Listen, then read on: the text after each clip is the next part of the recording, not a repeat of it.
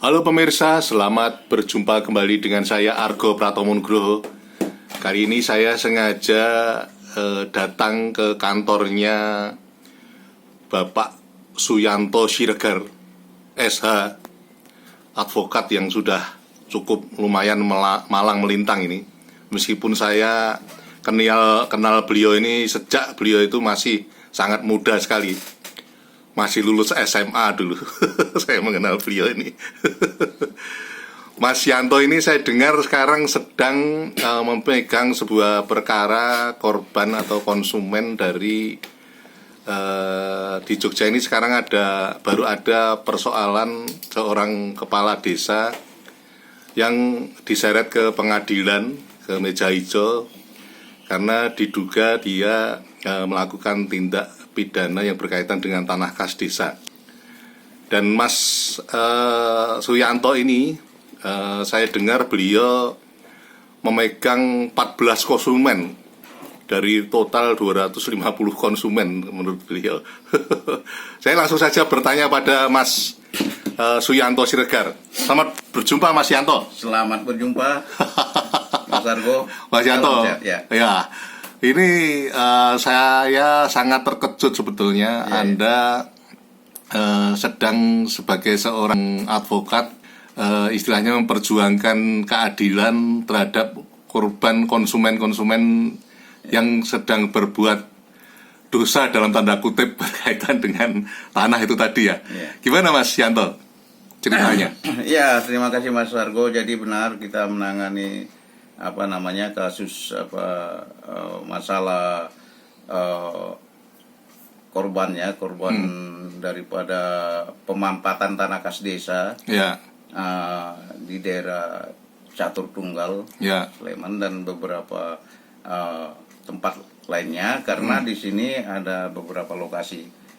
Jadi korban yang kami tangani sementara ini baru 14 orang dari beberapa puluhan korban yang sudah konsultasi ke kami, bekerja sama dengan LBH Unprok Universitas Proklamasi Yang kami tangani ini intinya korban-korban ini menuntut pengembalian uangnya karena merasa ditipu.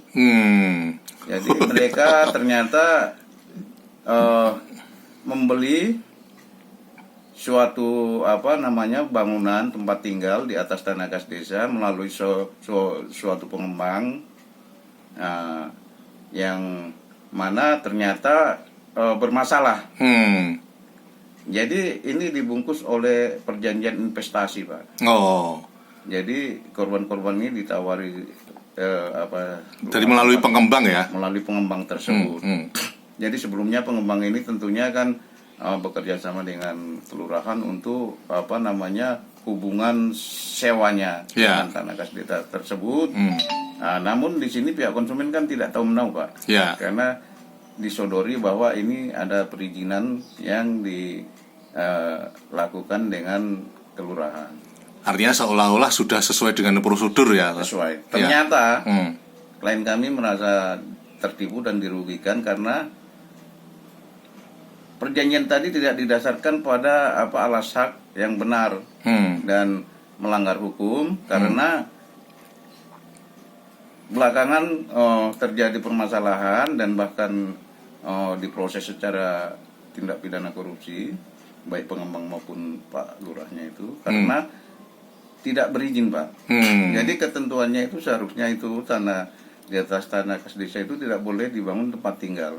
Untuk residen untuk residen, rumah tempat tinggal dan diperjualbelikan. Namun itu ternyata terjadi dan konsumen ini kan tidak tahu menahu, Pak. Tapi kan konsumen ini bertikat baik karena berbagai daerah juga tidak mengetahui situasi kondisi di setempat peraturan-peraturan juga itu ternyata itu dilanggar oleh pihak pengembang.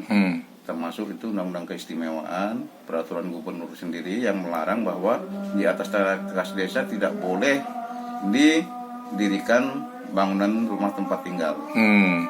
Nah ini ternyata itu terjadi dilakukan oleh pengembang dan diperjualbelikan istilahnya dengan dasar perjanjian investasi. Kalau dibilang perjanjian investasi itu investasi yang bagaimana? kalau itu landasannya ternyata bermasalah dan melanggar peraturan perundang-undangan yang berlaku, ya tentu itu namanya investasi bodong atau ilegal, Pak. Ya.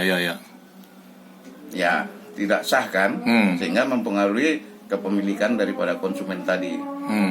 Nah, jadi wajar konsumen ini merasa dirugikan dan menuntut hak-haknya untuk dikembalikan ya. Sebenarnya ini kerugiannya itu tidak hanya material tapi juga imaterial. Bahkan ini karena sudah masuk namanya mengandung unsur penipuan, misalnya ranah pidana juga, akan merasa tertipu, Pak. Ya. Karena konsumen ini merasa dengan perjanjian tadi itu, tapi tidak dilandasi alas hak yang benar dari pengembang kan, melanggar hukum tadi. Nah, sehingga ada unsur penipuannya di situ, artinya ilegal ya. Nah, sehingga ini kami juga menuntut kepada pihak pengembang dan juga melalui kuasa hukumnya kami sudah mengajukan surat teguran dan peringatan untuk permintaan pengembalian uang tadi. Semacam somasi ya? Ya. Dan nanti kami memberi kesempatan dalam waktu 1 minggu ini 7 hari untuk itu direalisasikan. Jadi kami tidak istilahnya mau lagi melanjutkan, walau ada konsumen lain yang meminta ini untuk dilanjutkan, tapi itu kami klien yang kami tangani ini meminta pengembalian seutuhnya. Yang 14 orang itu tadi ya? 14 orang uang yang telah diserahkan kepada pengembang tadi. Itu total kerugian materialnya berapa, Mas, itu? Jadi bervariasi memang, rata-rata 300 sampai 500 juta. Jadi totalnya hampir 4 M, Pak. Hampir 4 miliar ya? Iya, hampir 4 miliar. Jadi itu semuanya itu kerugian itu material murni ya. Dari transaksi tadi. Jadi ini juga memang kedua juga banyak hal karena konsumen ini dari berbagai luar Jogja juga. Mereka juga bahkan misalnya ada yang lahan yang bangunan yang ditawarkan belum jadi. Jadi, nah ini kan sudah jelas ya. Di samping tadi bermasalah, melanggar hukum itu tadi, perizinannya tidak ada. Nah ini sangat kompleksitas sekali sebenarnya. Dan ini apabila tidak diselesaikan tentu akan memberatkan pihak-pihak yang terkait, yang dalam hal ini sedang diperkarakan gitu loh. Terakhir Mas Yanto, harapan Anda seperti apa ini terhadap klien Anda? Apakah itu direlakan saja atau seperti apa itu? Kami secara tegas mendesak dan menuntut pengembang untuk mengembalikan uang klien kami seutuhnya. Kalau tidak ini kami akan mengejar sampai kemanapun. Dan ini justru akan memberatkan pihak pengembang apabila ini bermain-main dengan permasalahan ini. Karena tidak hanya tapi benar-benar memberatkan. Nah, tapi bisa jadi kalau memang mereka itu kooperatif mau mengembalikan dengan kekeluargaan, kita tentunya dengan bisa senang jadi hati meringankan mereka. Ada itikat baik begitu maksudnya.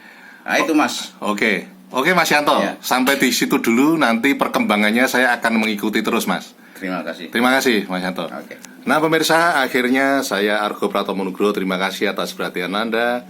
Sampai jumpa.